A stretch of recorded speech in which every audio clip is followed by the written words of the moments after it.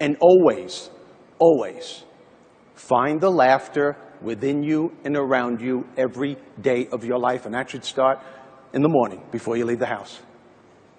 There's humor all around you. We get so caught up in our thought process on what needs to be done, we let all the funny stuff in our lives just pass us by. How many married people are out there? Raise your hands. How many married people? Oh, there's humor there. Oh, there's humor there.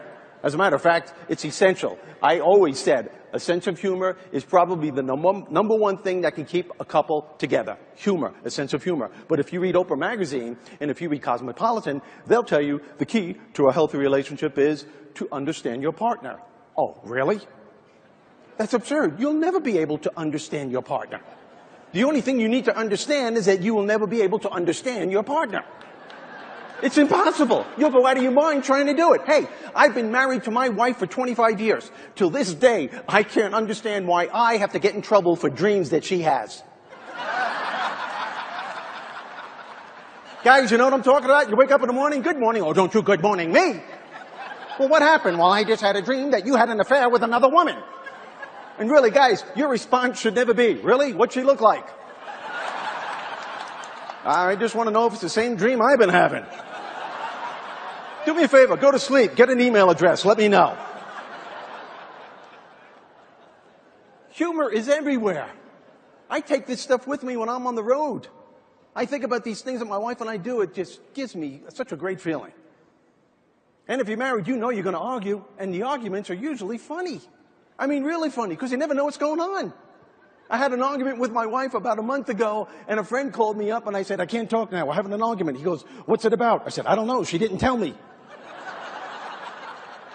And they never tell you. Women, why don't you tell us what it is? And you know something's wrong because we're going out, we're ready to go to dinner, we're in the car. I look at her and I say, boy, you look great. She goes, mm-hmm. And I knew it right there. It wasn't even a word, it was just a mm-hmm. I say, something wrong? No, nothing. Nothing, there's nothing wrong. Green light, keep going. Green light, keep going.